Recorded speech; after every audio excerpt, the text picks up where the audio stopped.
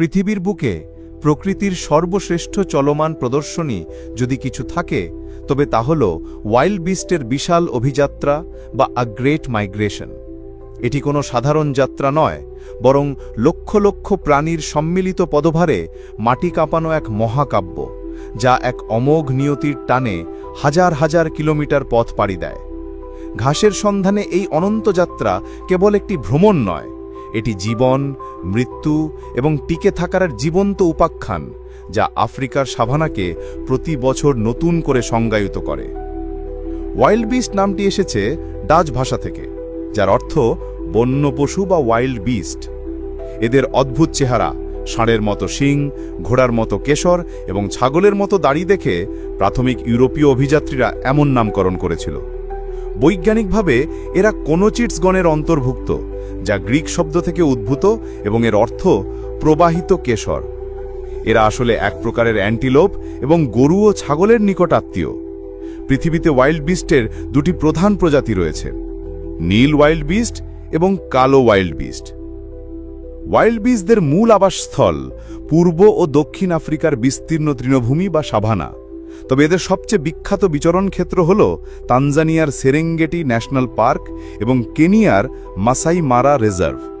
এখানেই প্রতি বছর পৃথিবীর বৃহত্তম স্তন্যপায়ী প্রাণীর অভিযাত্রা বা মাইগ্রেশন সংঘটিত হয়। প্রায় 15 লক্ষ ওয়াইল্ড বিস্ট কয়েক লক্ষ জেব্রা এবং অন্যান্য তৃণভোজী প্রাণীর সাথে মিলে প্রায় 2000 কিলোমিটার দীর্ঘ এক বৃত্তাকার পথে যাত্রা করে। এই যাত্রা নিয়ন্ত্রিত হয় প্রকৃতির এক আদিম ঘড়ির কাঁটার দ্বারা, বৃষ্টি এবং নতুন ঘাসের জন্ম। এই বিশাল অভিযাত্রার পিছনে রয়েছে এক অসাধারণ বিজ্ঞান।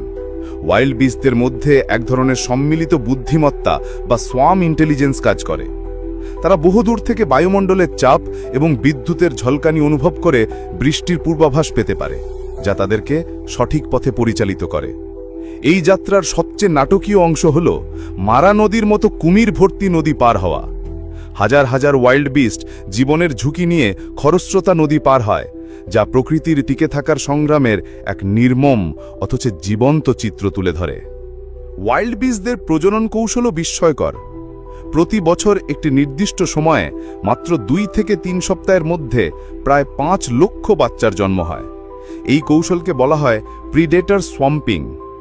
এত অল্প সময়ে এত বিপুল সংখ্যক বাচ্চার জন্ম হওয়ায় সিংহ, হায়না মতো শিকারী প্রাণীরা দ্বিধায় পড়ে যায় এবং সব বাচ্চাকে শিকার করতে পারে না, ফলে বেশিরভাগই বেঁচে যায়।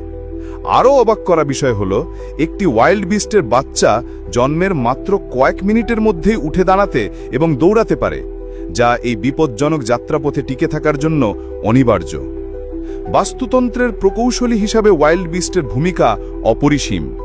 এরা কিস্টোন স্পিসিস বা মূল প্রজাতি হিসাবে কাজ করে।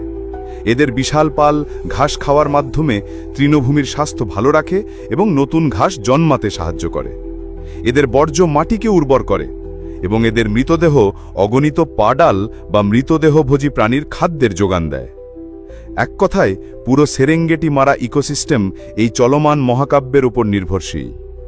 আফ্রিকার সাভানার এই অদম্য অভিযাত্রীদের জীবনগাথা যদি আপনাকে অনুপ্রাণিত করে থাকে, তাহলে প্রকৃতির এমন আরও শ্বাসরুদ্ধকর অধ্যায়ের অংশীদার হতে ঘড়িয়াল বাংলা ফেসবুক পেজটি লাইক ও ফলো করে আমাদের এই পথচলাকে সমৃদ্ধ করুন। ভিডিওটি শেয়ার করে প্রকৃতির এই মহাকাব্য সম্পর্কে সবাইকে জানান এবং কমেন্টে লিখুন ওয়াইল্ড বিস্টের এই বিশাল অভিযাত্রার কোন দিকটি আপনাকে সবচেয়ে বেশি বিস্মিত করেছে।